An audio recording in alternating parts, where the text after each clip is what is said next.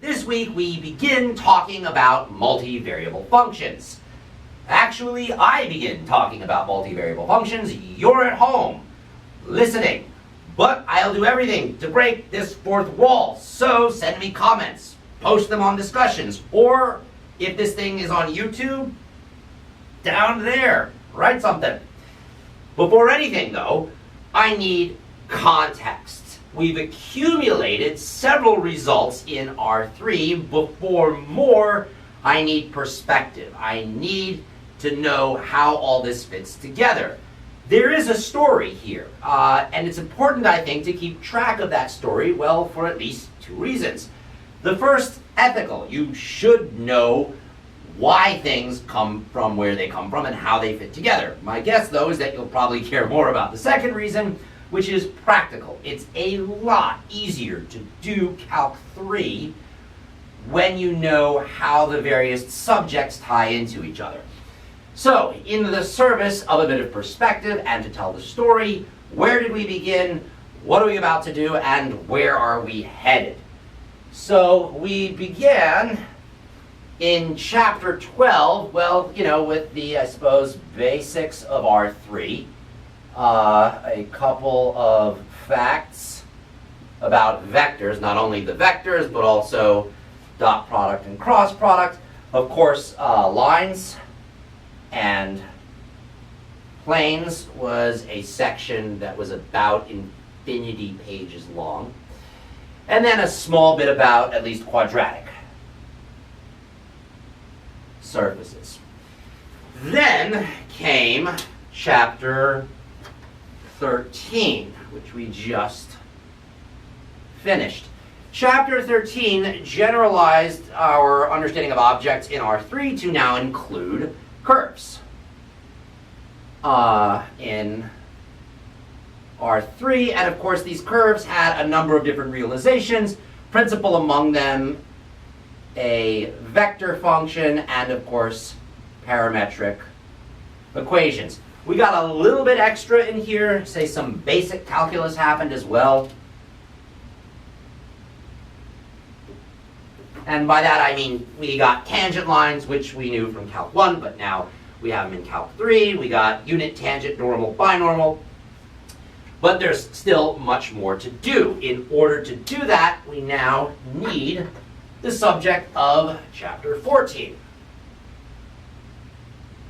which is going to be multivariable functions or functions of several variables.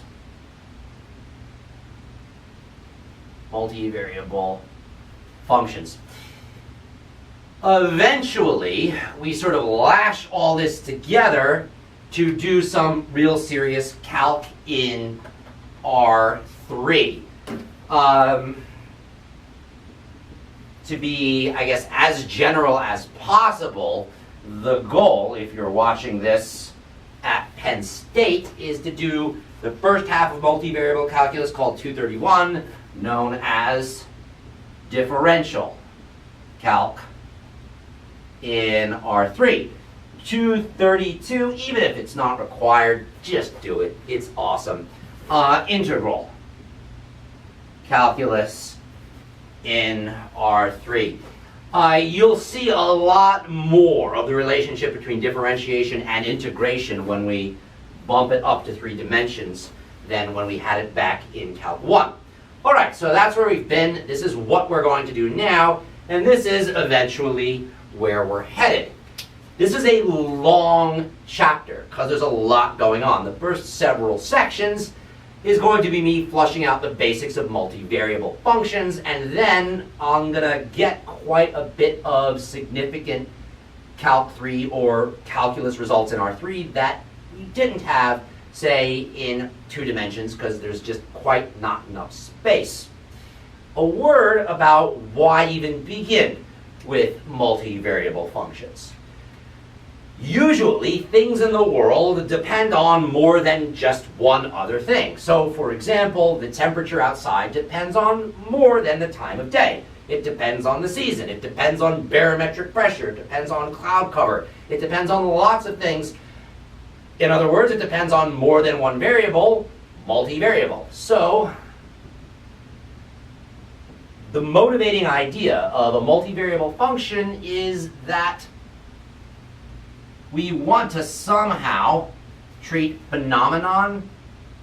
each phenomenon, or together, yeah, phenomenon, that depend on more than one variable. Most things in the real world depend on more than one variable. Let's start with the basics for functions of several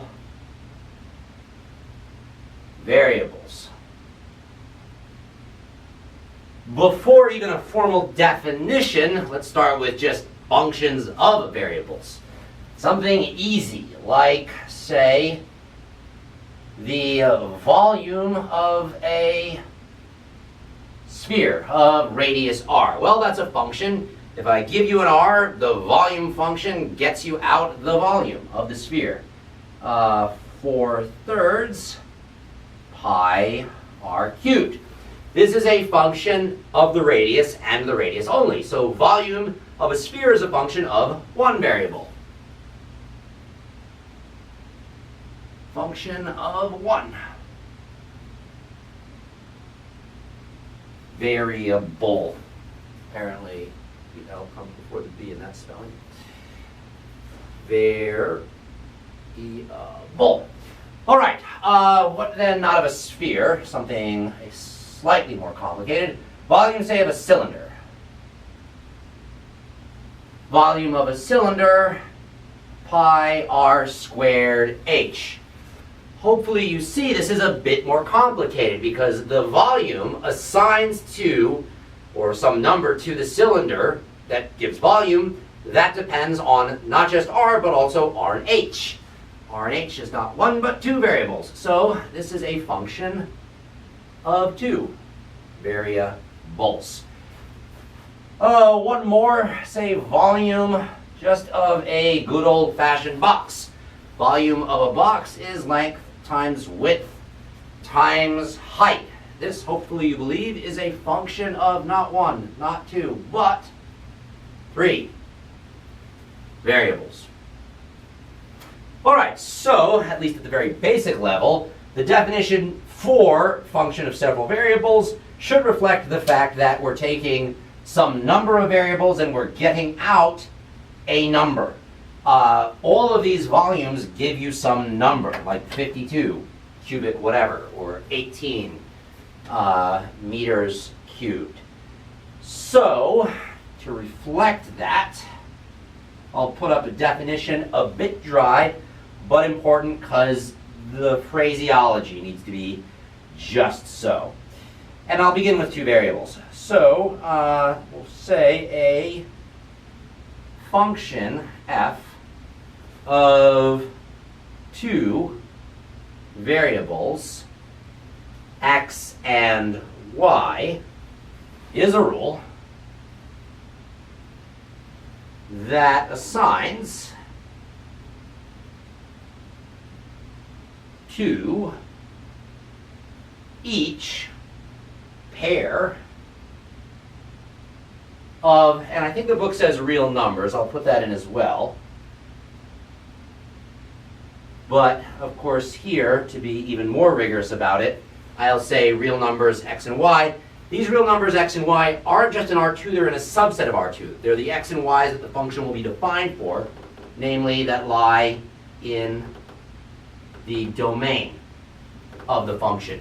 Technically, the domain of the function is, of course, a subset of R2. But to say x and y is in R2 is to say all of R2 may not necessarily be true, as we'll see in a couple of examples. All right, so function of f, two variables x, y, rule assigns to each pair of real numbers x and y in the domain of f a unique real number, and it's called f of not x any longer, but x and y.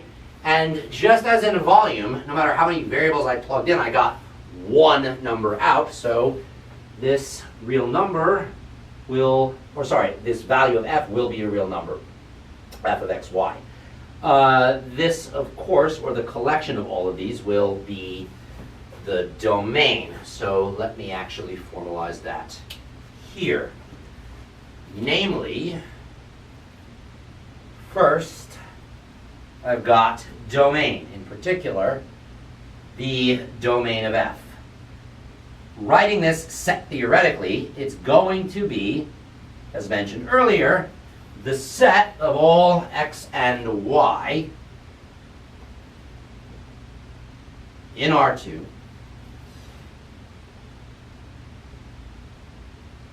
for which the function is defined, namely all x and y that you can plug in. So, such that f of xy is defined. Great. What about the range of f? The range of f is a little bit more interesting to write. It's going to be the set of all f of xy. These, of course, are real numbers, and it's the set of all f of xy that you get when you let xy range throughout the domain. So it's the set of all f of xy in the reals such that xy lies in the domain of f. So range kind of needs domain to be defined first. While I've got the fundamentals here, let me see if I can't squeeze an example into this corner. So consider a function like f of xy is root 9 minus x squared minus y squared. All right, I want domain, the set of xy for which this thing is defined, and range, the values of the function that I get as x and y range throughout the domain. So, to begin with, 9 minus x squared minus y squared has to be greater than or equal to 0 because that's a square root. So, first item for domain is that 9 minus x squared minus y squared has to be greater than or equal to 0 because of the square root. That's the same thing as x squared plus y squared is less than or equal to 9. And I suppose technically I can bound it from below just to be complete by 0, but of course that just follows from the fact that both x squared and y squared have to be greater than or equal to 0. This gets me my domain. It says that, on the one hand, x squared plus y squared has to be greater than or equal to 0 by virtue of the fact that they're both squared, and furthermore, and perhaps the non-trivial part, x squared plus y squared can never exceed 9. If it does, I'll wind up subtracting off something more than 9, which will get me a negative square root, in which case the board explodes. So, this is the domain. There is a geometry to this domain, which I suppose I should write first. Orange. Namely, domain of f is the set of xy in R2 such that 0 less than or equal to x squared plus y squared less than or equal to 9. To talk about the geometry of this, let's move back to the geometry of domains when we were playing with functions of one variable. We took it to be usually some interval, and you usually had to write it as an interval. It was an interval of the x-axis, since it was a subset of x values. So it was an interval or a subset of the horizontal real number line. Here we again have a subset. This time it's a subset not of something one-dimensional, but two-dimensional. Instead of a subset of the horizontal x-axis, it's a subset of the horizontal xy coordinate plane. This geometry is a bit ahead of where we are in the book, but it's good to begin it now, I think. Namely, this describes not just a curve, it describes an entire region. It describes specifically the region of all points that lie within a circle of radius 3. All points in this circle of radius 3 or disk of radius 3 lie in the domain, or the domain is the set of all those points. All right, what of the range? Yeah, let me box for as much as I can without drawing over other things I've got up here. The range, I think, is a bit more complicated. It usually is because it's not so algorithmic. It takes a bit of tinkering. So let me start tinkering with maybe the first obvious property of the possible values of 9 minus x squared minus y squared. The first thing is that it's a square root. The fact that it's a square root tells me that this has to be greater than or equal to 0. Does it ever actually equal 0? Yeah, it equals 0 precisely when 9 minus x squared minus y squared is equal to 0, because then you take the square root of 0, which is 0. That's exactly when 9 is equal to x squared plus y squared. Notice this is infinitely many points that give us the 0 value. Geometrically, what is this? Geometrically, this 0, which is the minimum possible value of the range, corresponds to any point on the circle. X squared plus y squared is equal to 9. Namely, 3 comma 0 works, negative 3 comma 0 works, and any point along the circle works. What's the largest possible value? I need the other half of the range. Largest possible value occurs, well, when the thing under the square root is as big as possible. However, you're always subtracting off an x squared and a y squared, so you're always subtracting off positive quantities. So this maximizes when you get the square root of 9 or 3. Do you ever actually get the square root of 9 or 3? Yes, you do. Precisely when you subtract off nothing, namely when x squared plus y squared is equal to 0. This is the maximum possible value. It too has a geometric interpretation, namely, when does x squared plus y squared equal 0? Precisely there. Turns out that's the only point in the domain, the blue, that gives you the max. There's infinitely many pinks that give you the min, but in any case, we can conclude with, for this example anyhow, the range of this function f. It's a subset of the intervals, or sorry, it's an interval, it's a subset of the reals. 0 to 3 inclusive.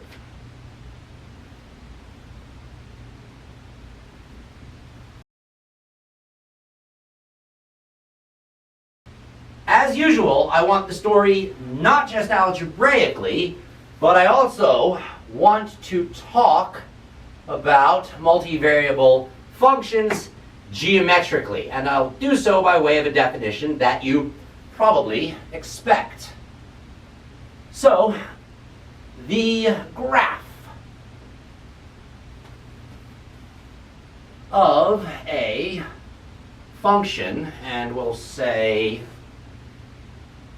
f of xy, is the set of points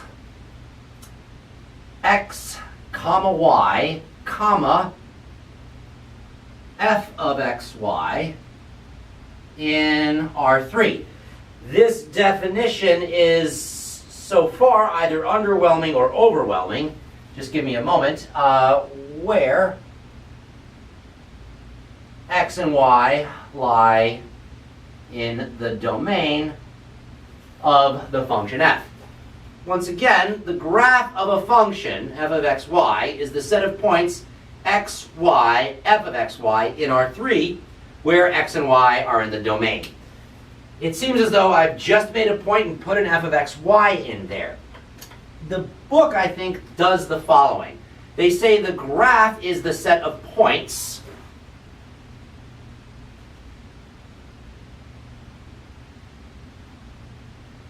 where z is equal to f of xy. And that's true as well, so long as xy range throughout the domain. I find this to be a bit misleading. I've found statements like this to always be misleading.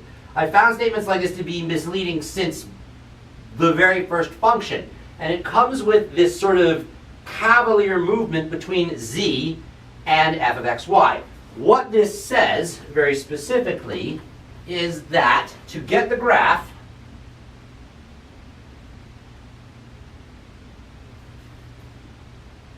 put the values of the function f of xy on the z-axis. And the z-axis, of course, is the vertical axis. That's this part here. Now, I said I found this confusing for a while. What I mean is, go back, say, to R2. In R2, you'd be given something like the graph of the function f of x is, I don't know, x plus sine x is given by y equals f of x. And then a graph that looks, I don't know, I suppose something like this. My problem with this has always been, wait, is it f or is it y? Is it y or is it f? If it's a function, let's call it f. How come you're changing it to y all of a sudden? All this ever said, way back when, was the values that you're getting for your function, put them on the y-axis. Put values from function on the y-axis. Why put them on the y-axis? That's the vertical one. And put values for the domain on the x-axis.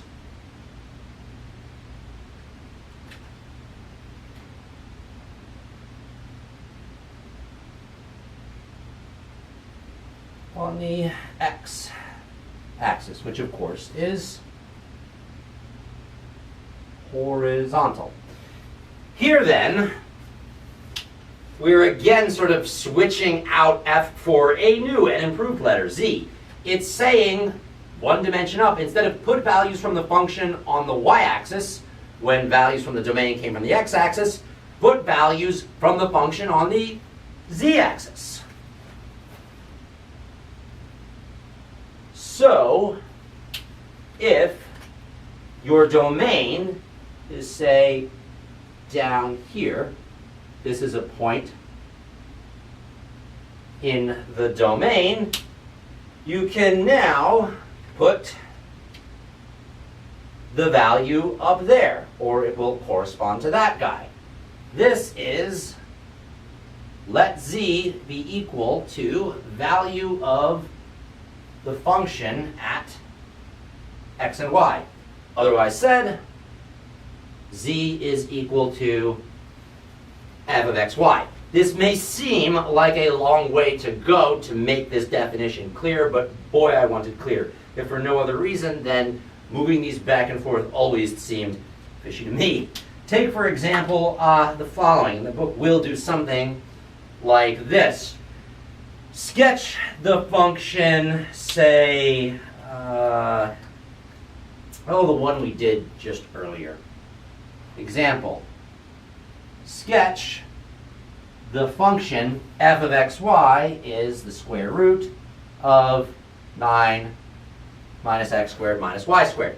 First thing that will happen is let z be at f of xy. Senzu, calm down. Senzu, calm down.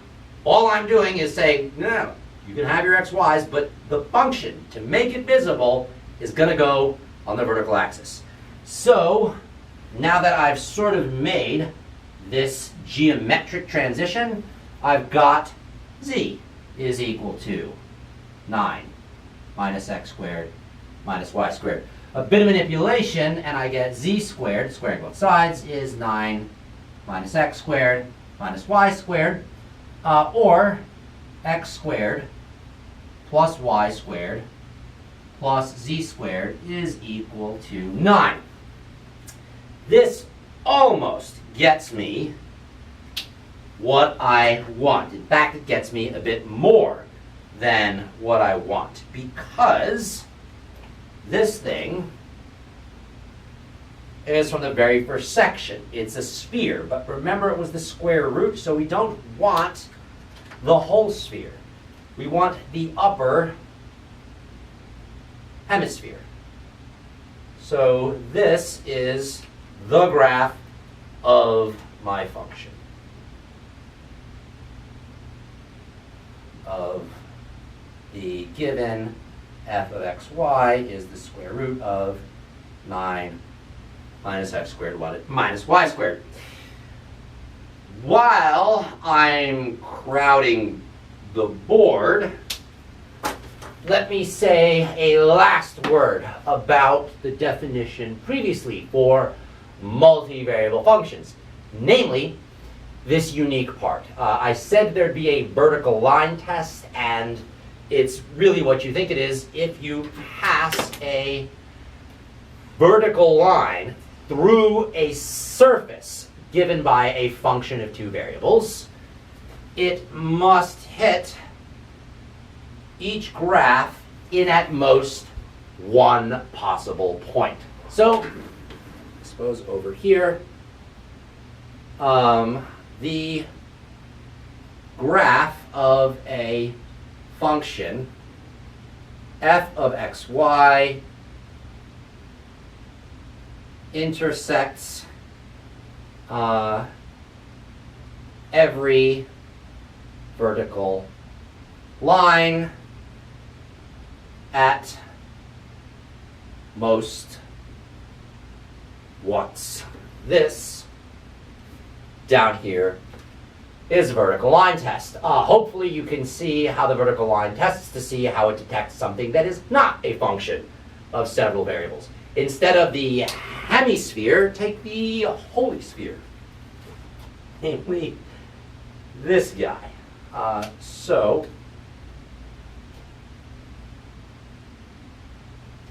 hopefully you see just about everywhere here a line will pass through 2 points. So the sphere fails the vertical line test. It's y, x squared plus y squared plus z squared is equal to 9 is not going to be a function of several variables. I'll put the definition up once again for reference. Definition, the graph is given by the set of, or equals the set of points x comma y comma f of xy, or said equivalently, put z is equal to f of xy.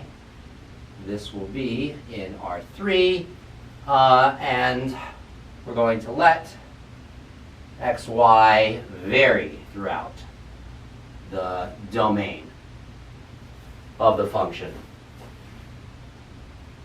A sketch that again is a little challenging at first, but I think something you'll want for the sake of knowing where things are. Something actually I know you'll want about next week when we really start working on graphs in R3. What does this look like? So first, not much, but we'll see hopefully how this plays. Something like that first. Connect them. Doesn't look like really anything yet until I give it a little bit of linear perspective. Namely, I'll say it's sort of cupped or arched by doing that. And maybe it's also cupped that way and comes that way. All right, so this now hangs over my xy coordinate plane.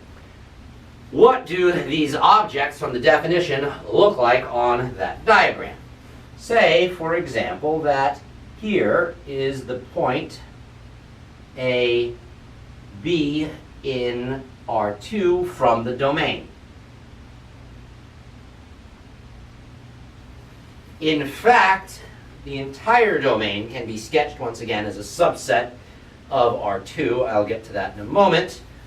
But first, how do I get the graph from values of the function?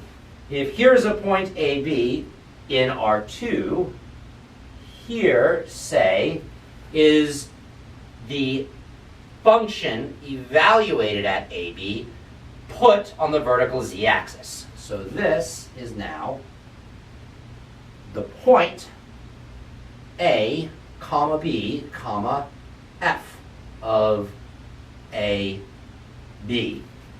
Or once again, I'm letting my vertical or z part be f of AB. The way this is drawn, somehow I'll get each point on this graph by plugging some value from the domain into the function and then giving it z values. So the domain should look something like this. And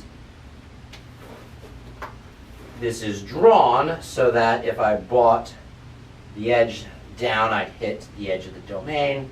If I brought the edge of the graph down there, I'd hit the domain on the edge. Similarly, if I brought it down from behind, I'd hit the edge there. If I brought it down from behind, I'd hit the edge there. And if I brought it down here, clearly, I'd hit the edge there. Yeah, not surprisingly, if you project the graph onto the ground, namely the large space of R2, you'll get the subset that is your domain. All right, I guess one more example.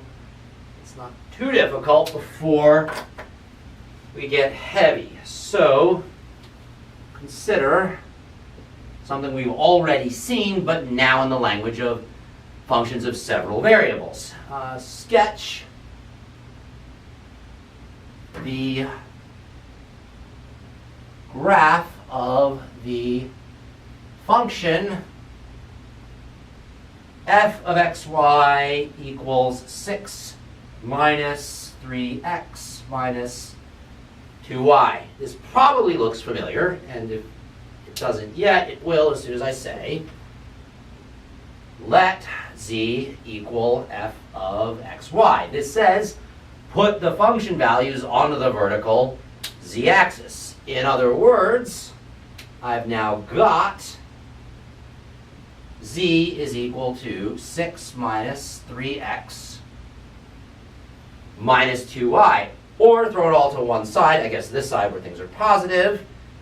This is the same thing as 3x plus 2y plus z is equal to 6. It turns out that this function, yeah, is a plane, or its graph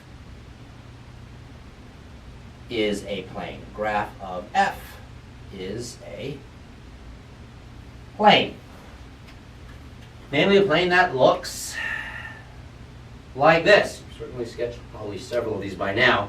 It'll have x-intercept 2, it'll have y-intercept 3, and z-intercept 6. So here's a sketch of the graph in the first octet. Sketch of the graph of, here I'll be really rigorous, z equals f of xy, and of course in the first octet. Notice once more that we get a result that is actually an R2 result brought up to R3. Back in R2, you began with, say, something like to sketch the graph of y is equal to 6 minus 3x. You began this by not letting z be things, but we're one dimension down, so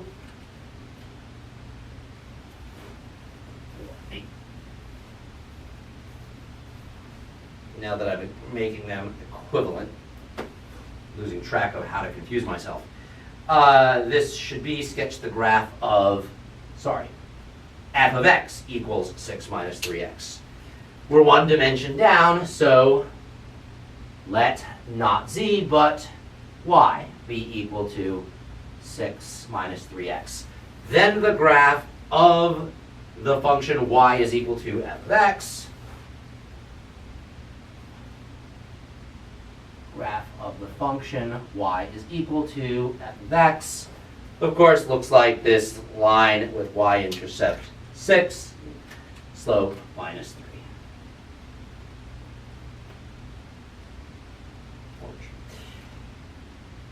So there we are at, let's see, 6 and, well, not to scale entirely, 6 and 2.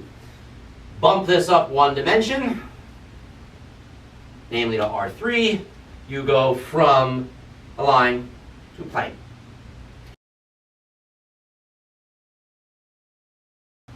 It may seem from the examples that we've done so far that the graph of a function of two variables is a surface. The reason it seems that way is that, indeed, the graph of a function of two variables is a surface. It's one dimension up from what we knew back in R2, namely the graph of a function of one variable is a curve. So bump it up, graph of a variable of two functions is a surface. The graph of a function of three variables, or four, we'll get there, and I'll address what it looks like when we do.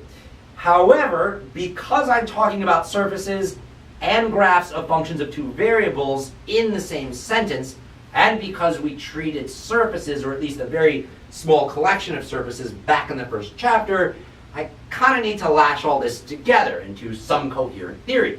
Namely, it will turn out that graphs of functions of two variables gives us a much broader class of surfaces than just the quadratics that we chose. So, an example to bring all this together, well, let's begin by find the domain and range to start. So, find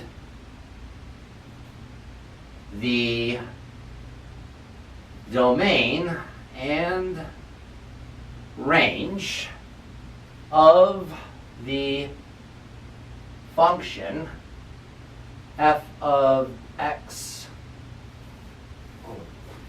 y is 4x squared, or x squared plus 4y squared, and sketch the graph of, well, the function, i.e. sketch z is f of xy. Okay, so domain and range. To start, domain's usually easiest. What can x and y be? Well, quite clearly x can be anything, y can be anything. That means that the domain is all reals for x and y, so R2. Remember, for a function of one variable, if we wanted to say that x could be anything, we said R. Now x and y can be anything, R2. The range. Well, while x is anything and y is anything, x squared will have to be greater than or equal to 0, as will y squared. So the fact that both x squared is greater than or equal to 0 and y squared is greater than or equal to 0 means x squared plus 4y squared is greater than or equal to 0. So it tells me that the given function must be greater than or equal to 0, or that the range of f is equal to 0 inclusive all the way to infinity. Or if you like, you can say z greater than or equal to 0. Both legit. Okay, sketching. Again, I said that I want to talk about sketching in a way that generalizes what we already knew about surfaces. This means I need to put it all together actually with traces. Turns out that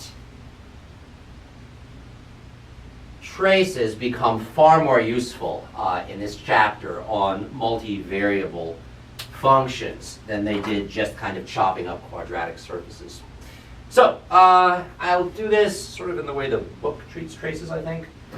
Begin with traces that are horizontal. So traces of the form z is equal to k. Well, that means plugging the k in, I get that. K is x squared plus 4y squared. What does this look like? It's a bunch of concentric ellipses.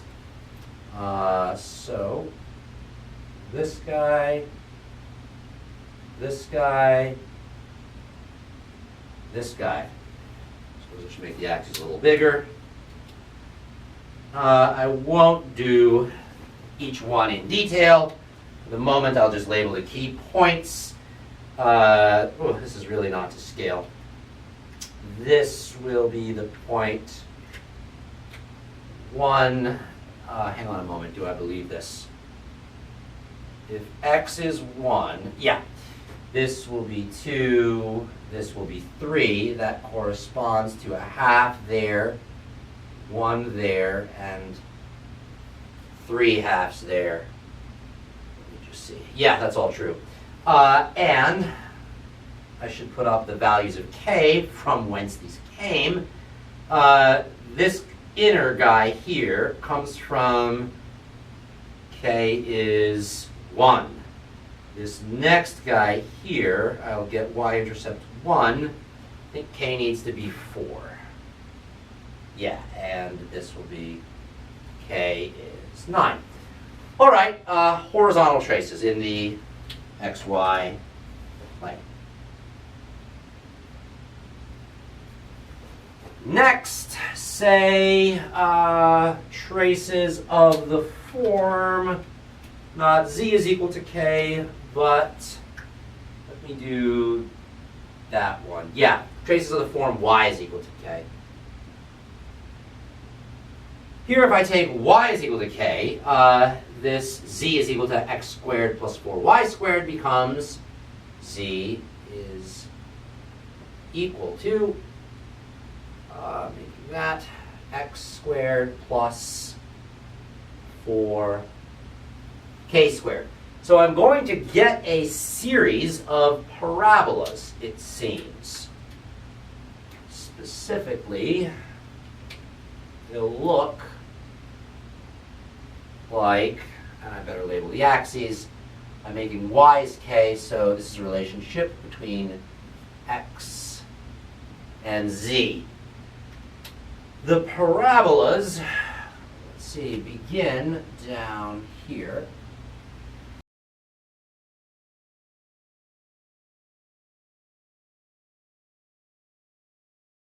So, it's going to be squished this way in the x direction. So, sorry, it's going to be wide in xz. Xz will be wide. So taking a parabola and stretching it. Wide there. Wide there.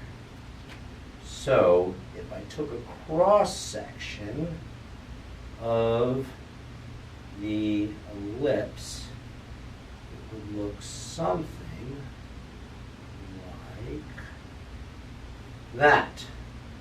On the other hand, it's going to be narrow. in the y-z. So, narrow, keep it narrow, keep it narrow. Yeah. And, okay. We can lose this scaffolding. This, then, is the bottom of a banana. But, nevertheless, it's still a paraboloid. Chop it this way, you wind up with these traces. Chop it the other way, you wind up with that. It's meant to be squished this way. You get the idea.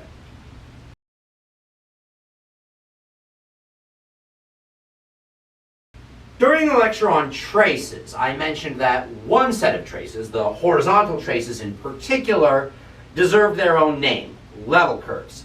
They deserve their own name, I said, because we would need them later. Well, now, in the context of functions of two variables, is later. In particular, because horizontal cross-sections, level curves, which I'll put up again, give us a topographical way of looking, for example, at a surface. So, while it's true that I cannot look at a mountain and see all of its various elevations, I can, however, look at a diagram like this and see, for example, that if I were to travel along, say, this outer curve, I'd be at 100 meters, the next one 200, 300, and I guess 400 at the top. I can also tell that this ascent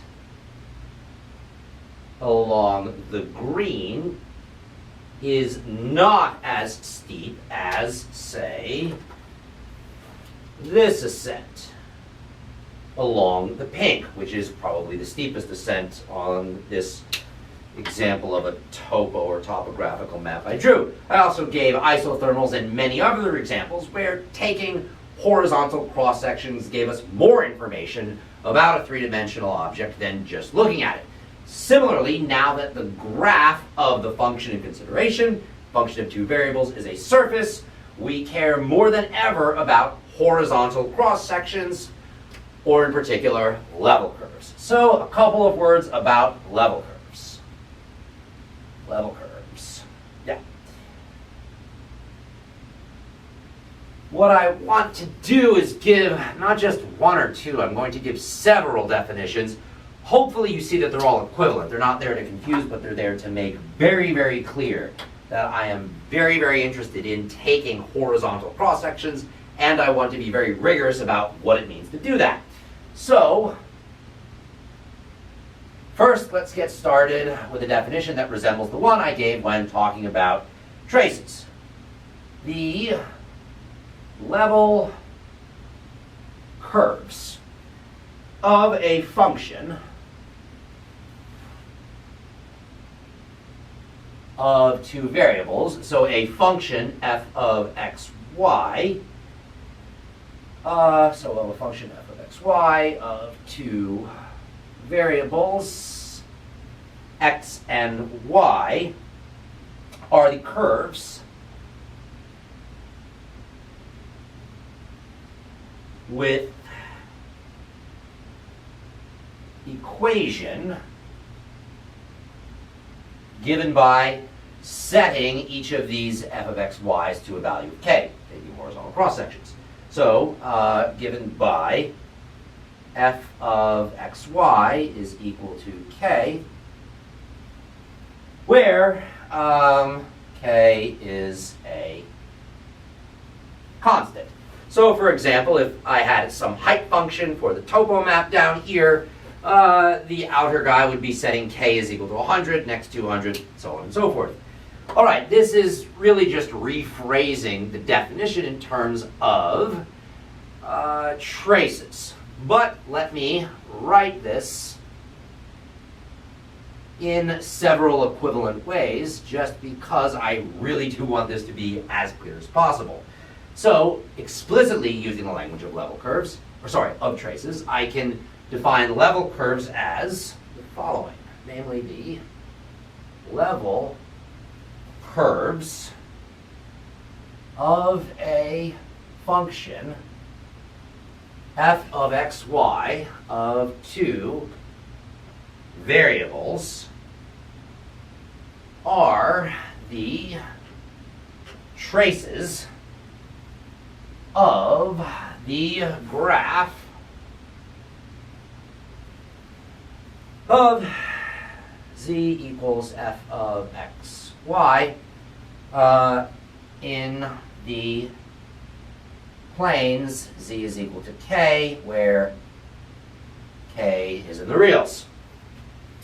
So far, good. But at this point, this is really just sort of 12.6 language. Later, we would start talking not just about traces, but about curves of intersection. So let me put that up as well. Equivalently, I can say that the level curves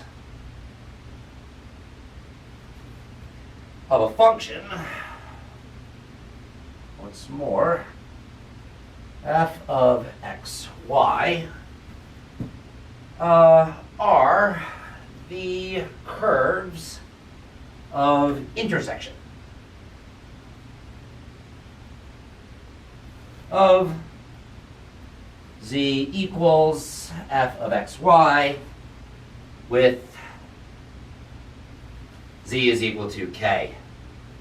Oh, I suppose really just to bring this all together, I can go back to what we call these things even before traces. So yet a final equivalence. They're cross sections, namely level curves are horizontal cross sections in the plane z is k. All right, level curves said four different ways. One as, well, straight up curves given by an equation. So here just set it equal to various values of k.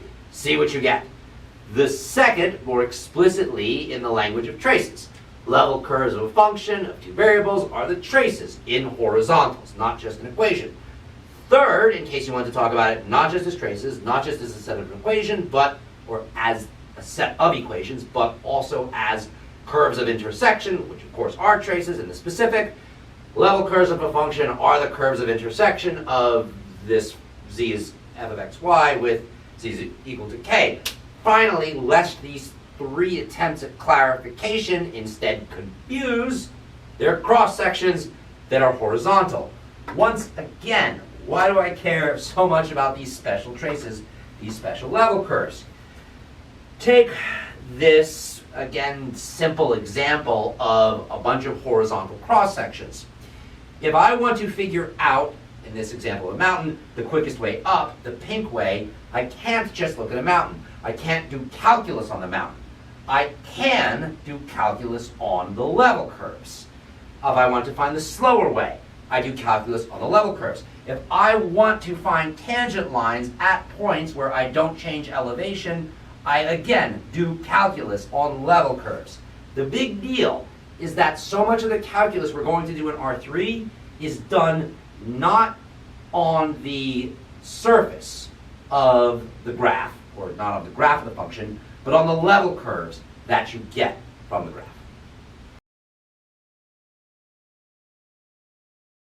I want a nice big example to show as explicitly as possible the relationship between the graph of a function of two variables, namely the surface, and its level curves. First, let me sort of throw together the various definitions I just had for level curves. So, level curves of a function of two variables, f of xy, can be thought of as given by the equation z is equal to f of xy. Another way of thinking about this is these are traces of f of xy in z is equal to k. Another word for traces is, curves of intersection. This would be eventually the chapter 13 language for what we had in chapter 12. And then I suppose kind of we could go back to the very beginning and call the curves of intersection or the traces just horizontal cross sections. All right, let's go big. X, Y, and Z. And consider, say something any bigger. That's kind of mountainous. Say, that looks like that. All right, I'm interested in taking various cross-sections of this mountain. It may not yet look like a mountain, but it will as soon as I start taking cross-sections. So let's say here, I'm going to take a cross-section at Z is equal to 10. That will get me some curve of intersection that looks like this. When projected down onto the XY plane, it looks, say, like that.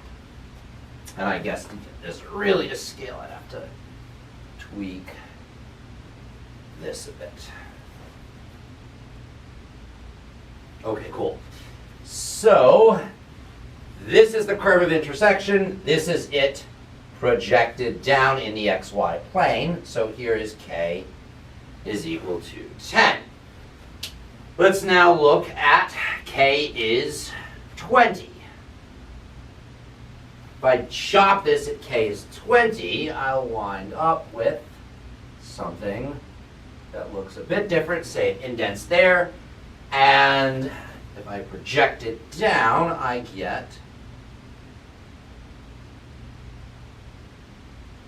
let's see, I need to make that indent a bit more explicit. Something that looks like that. This is this pink guy projected down. Even that seems like a little bit much. There we are. All right.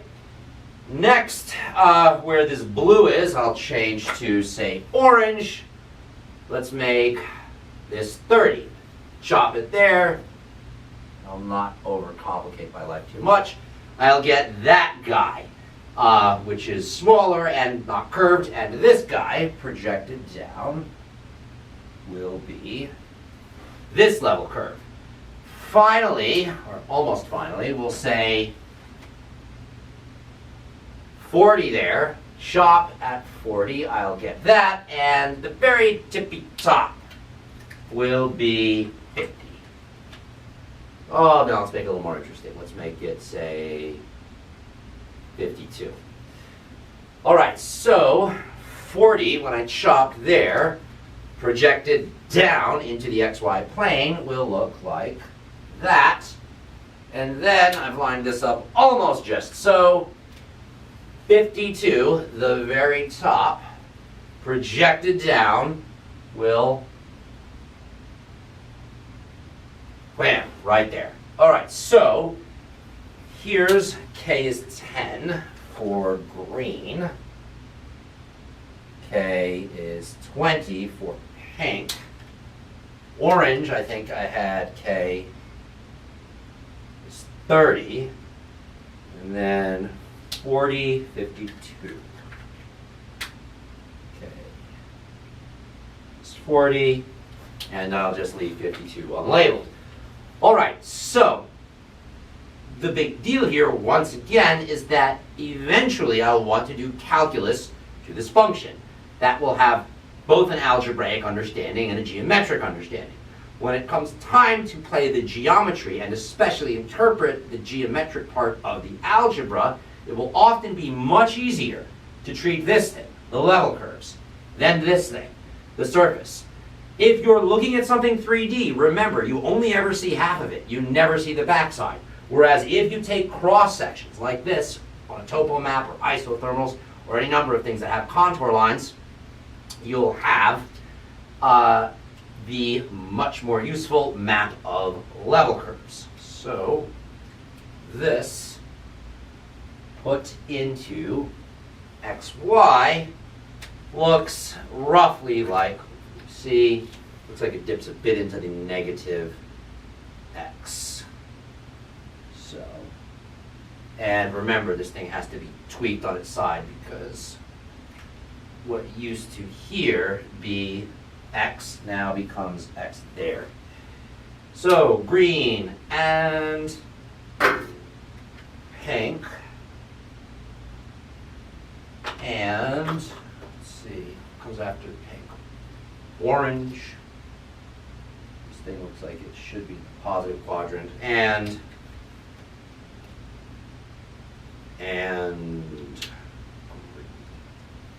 something like that. Should be there. Only difference is this whole thing should be in the positive first quadrant. So this is a slightly more accurate picture. You get the idea. These are the level curves. Finally, a collection of level curves has its own really special name that bears mentioning exactly right here. It is known as a contour map. A collection of level curves is a contour map. As in this example, this is a contour map. All right, an example in a second, but first, or one more go. Much easier often to treat the contour map of level curves from the surface than to treat the surface directly when I need a geometric interpretation of the algebra, especially when we get to the calculus side.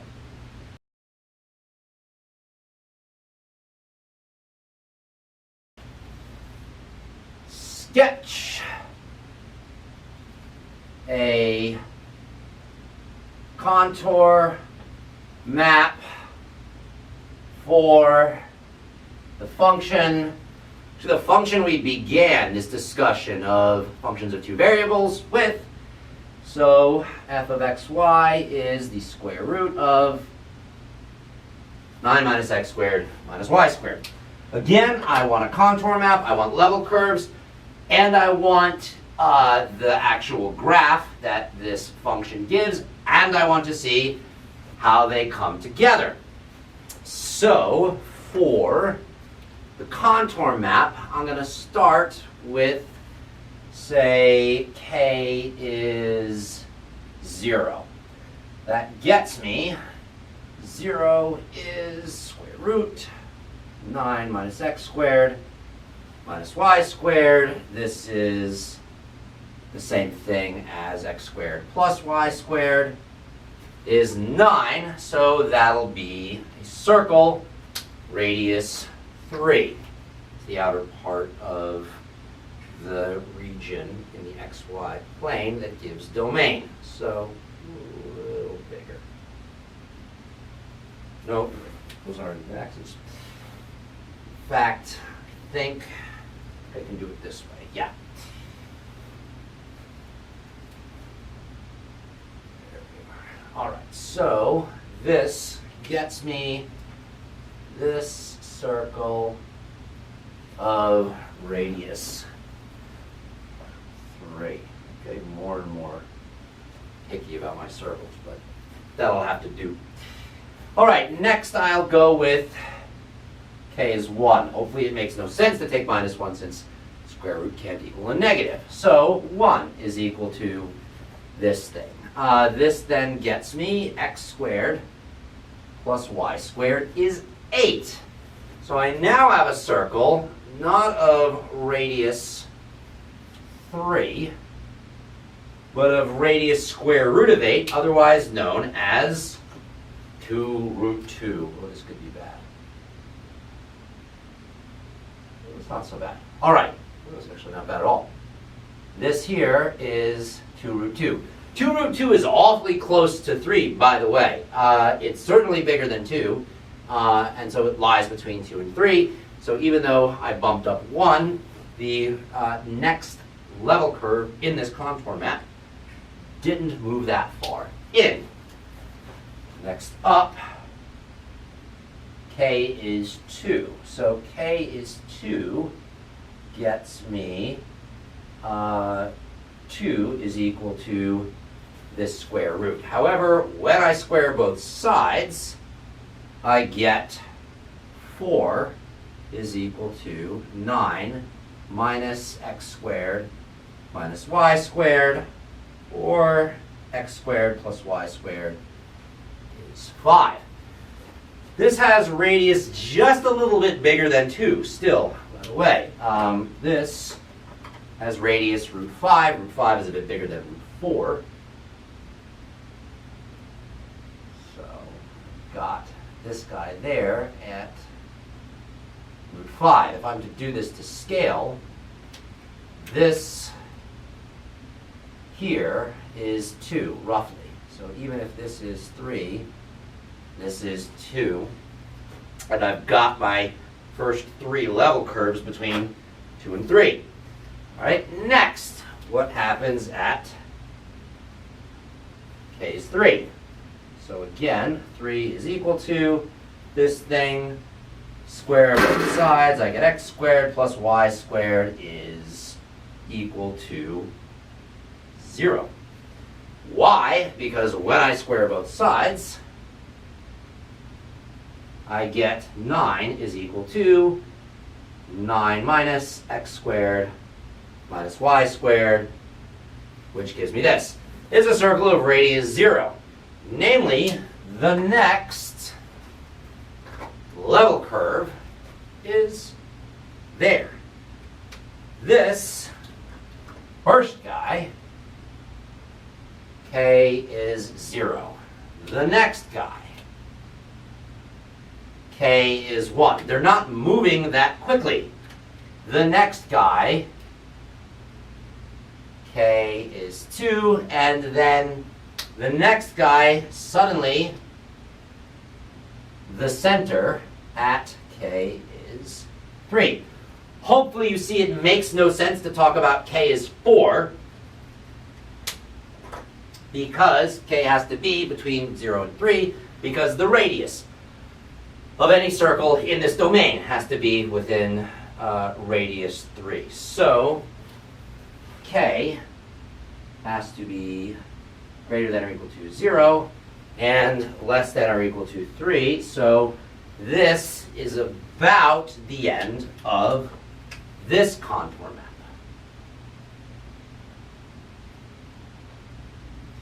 However, I'm not yet done. Remember, I want not just the contour map, which here is a bit strange. It goes 3 and then in a little bit to 2 root 2 and then in a little bit to root 5, which I drew too small for anybody to see. That there for pink is root 5. To all of a sudden, the origin. How does this follow from the graph of this function? Well, remember, I think the very beginning of lecture today, that this thing is a hemisphere. It's the upper half of a hemisphere of radius 3. When I first chopped at 0, I got, sensibly enough, the circle of radius 3 inside the xy plane. So this circle here corresponds to k is equal to 0. What about at k is equal to 1? If k is equal to 1, which is about there, I've moved 1/3, that'll be 2 and that'll be 3, I've moved 1/3 the way up the z-axis to where the hemisphere hits, but as I get my curve of intersection on the, or I get a curve of intersection on the surface, you'll see that I get a circle that's not very far in. namely this blue guy, for k is equal to 1. Similarly, when I chop at k is equal to 2, up here I've again moved a full unit up, but the radius of the circle has shrunk again just a small amount. So, and I'm really working to keep these solid. So here I've got k is equal to 2. Finally, it would seem to continue to creep, but the way the top of the hemisphere all of a sudden comes back to the z-axis gets me precisely what happens there at 3.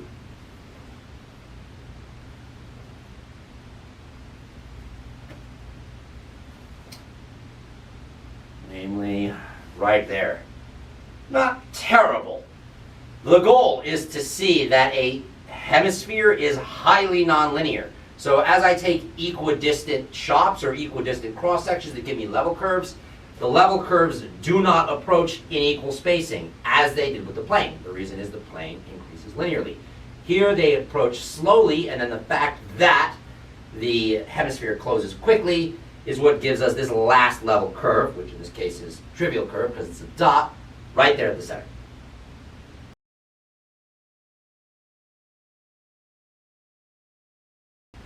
The title of this section is Functions of Several Variables, or something like that.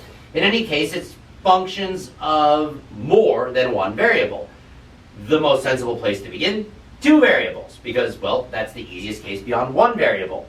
I think the examples I gave of these functions that we've been playing with already, for example, consider volume of a sphere. Volume of a sphere, 4/3 pi r cubed.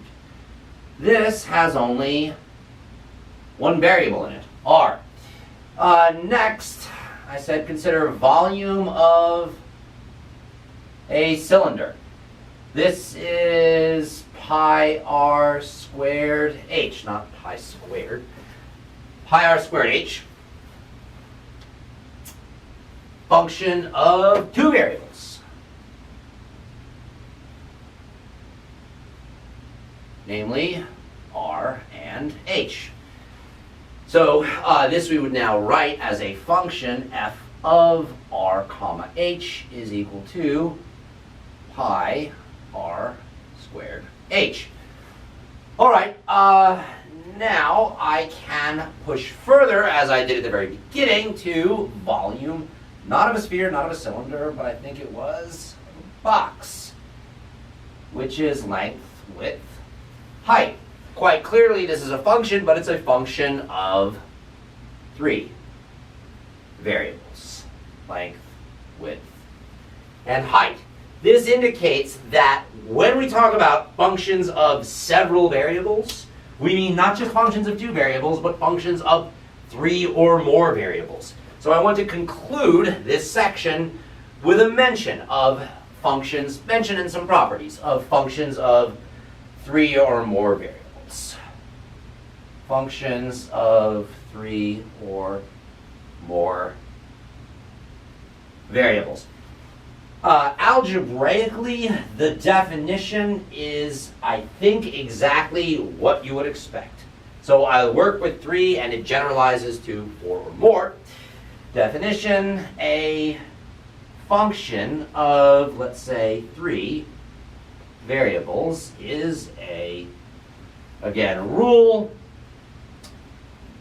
that assigns to each, now it's not a pair, but a triple, the order matters, so each ordered triple or triplet, and here instead of A, instead of AB, it will be A, B, and C. In R3, a unique real number, namely f of x, sorry, not xy, f of AB, C, in R. So here, the domain is a subset of R3, and we're sending it to R. Algebraically, yeah, pretty straightforward. So, find the domain of, say, for example, the function f of x, y, z is, I don't know, sine, say sine of, that's fine, xy plus natural log of z minus 3 plus e to the x, y, z squared, whichever. All right, there's no restriction on what I can put into sine, nor is there any restriction on what I can put into the exponent here, x, y, z squared. There is a restriction on this term here, this natural log of z minus 3. Namely, this thing, z, has to be greater than 3. So, the domain of f is the set of x, y, and z in R3 such that x and y can be anything, but z must be greater than 3. Geometrically is where things begin to get, I think, a bit sticky, because what does this domain look like?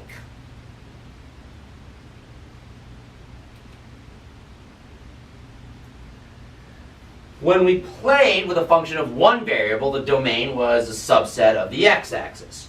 Two variables, what we've been doing most of the lecture, the domain was a subset of the xy plane. Here the domain is a subset of all of R3.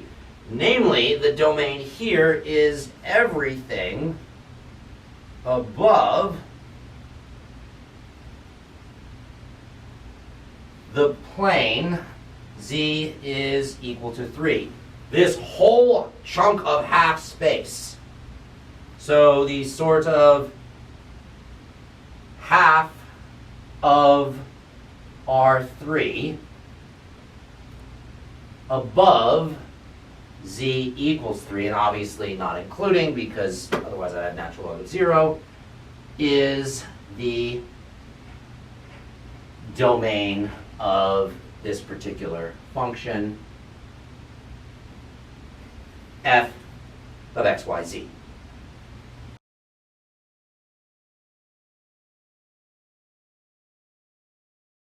The algebra of functions of 3 variables is a lot like the algebra for functions of 2 variables. For example, the definitions are nearly identical. Rather than a pair x, y in the domain, you have x, y, z in the domain.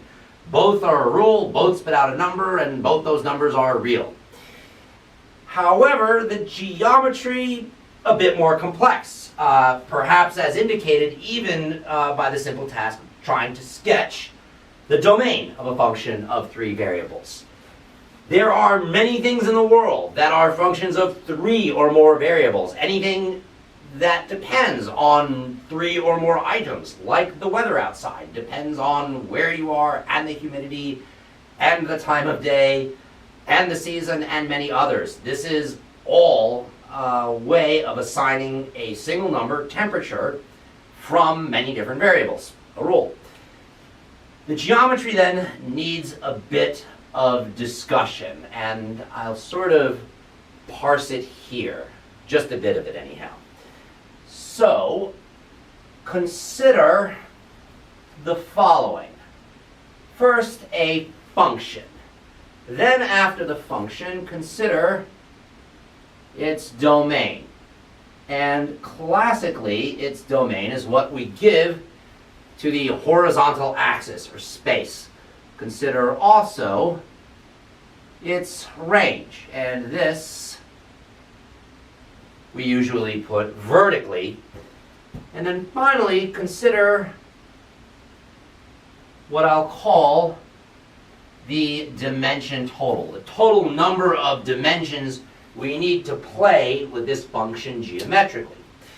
So consider, for example, a function f of x of 1 variable. The domain is some subset of the real numbers. So we say x is in R. Similarly, the range will be some other subset of the real numbers, f of x in R. So I've got one dimension on range, domain, one dimension on range. So the total number of dimensions needed to play with a function of one variable is 1 plus 1, or 2. It's why we work in R2. Here, horizontally, of course, we usually identify this with the x-axis and this with the y-axis. Simple enough. What then of a function of two variables, our subject today? 2. Here the domain is not just numbers in x and r, they're pairs, x, y, in R2. And this horizontal space that we give it for the purposes of graphing is the xy coordinate plane. Vertically, we give the range to z is equal to f of xy, which is a number, and as mentioned, works on the z-axis. Here then, I've got how many total dimensions if I want to sketch. Well, 2 for domain and 1 for range. That gives me 3. So I need 3-dimensional Euclidean space to play with graphs of functions of 2 variables. All right, now what of functions of 3 variables?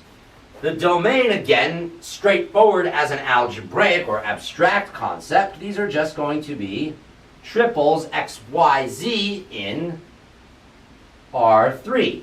And I can identify x, y, z with all of R3. So horizontally, it's everything. This is where things get a bit trickier. So use all of R3 for the space of the domain.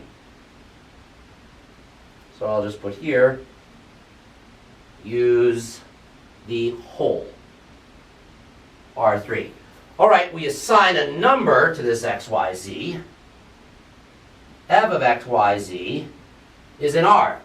But where do we put it? Right?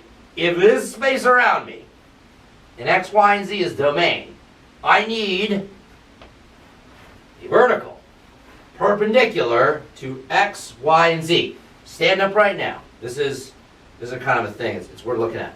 And take 3 pencils or pens like this, x, y, and z, and look really hard for another guy perpendicular to these 3. I really did do, like, maybe if you look fast, you're not going to find it. Although I've tried to really see it this way. There are ways to see it, and that's a different discussion. For the moment, though, you should see that the problem that presents itself is that the total number of dimensions I need to sketch the graph of a function of 3 variables is 4. Namely, I need to work in R4. Yes, 4 dimensions are totally a real thing, so are 5, 6, and 7. No, please don't just kind of pawn it off on time. Yeah, in physics, relativity uses a special instance of a 4th dimension as time to make itself work. Here I mean a legit 4th dimension that behaves just like x, y, and z. It's just a bit hard to see.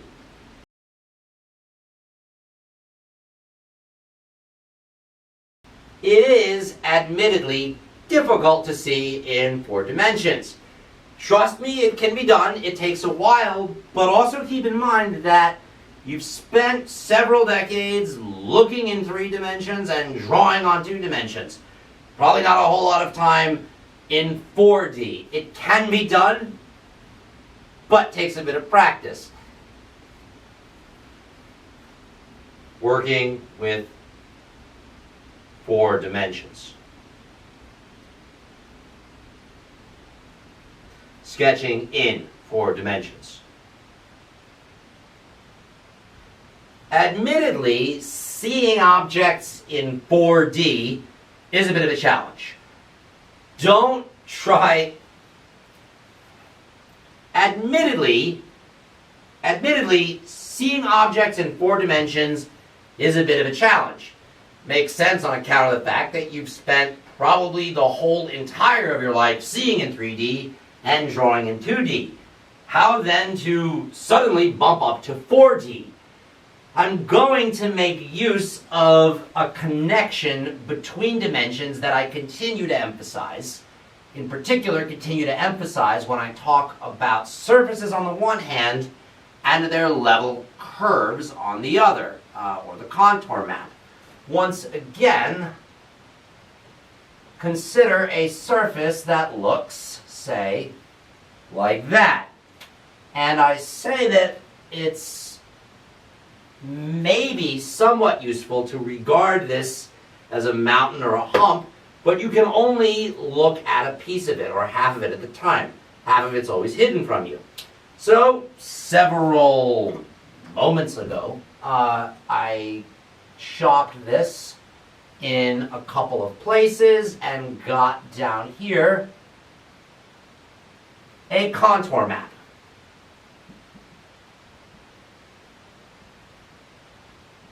Specifically, this contour map looks like this. First quadrant. And here I'm just taking a sketch. So, I took something from 3D and rather than preoccupying myself with seeing the whole thing at once, I'm looking for its important information by taking cross sections and analyzing it 1 dimension down in 2D. So rather than look at a surface, consider its level curves in a contour map. Similarly, the solution to, for example, a graph of a function of 3 variables is to take cross sections of it. What does that look like? Let me be a bit more formal about it. So, a function f of xy gives a surface from 2 variables, and I can regard this with level curves. Somehow French slipped into that, I regard it. I can look at it as level curves. And these are level curves that we get by taking f of x, y is equal to k. In this way, I go from 3D visualization to 2D visualization. 3D, 2D. So, what then of a function f of x, y, z is 3 variables, which somehow requires 4D. The idea, just sort of bump the concept of level curves up 1 dimension. Level surfaces. Rather than strain to see what a function of 3 variables looks like in R4, instead look at a 3D contour map or level surfaces. Formally, let me put up the definition. It's going to look awfully familiar, but again, it's because I'm just moving what I've already had up 1 variable. So, a level, no longer curve, but now surface of a, I guess we're up to functions of 3 variables, function f of x, y, z is now not a curve, but a surface in R3. And it's a surface of the form, just as before I got these by taking f of x, y, and setting it equal to k. I'll now take f of x, y, z, and set it equal to k. In other words, they're cross-sections of R4 that we see in R3. 3D cross-sections of R4.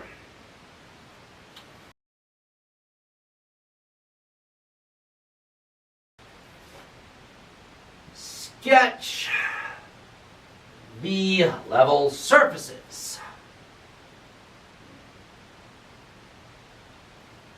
Or sketch some level surfaces of the function f of x, y, z is x squared plus y squared plus z squared.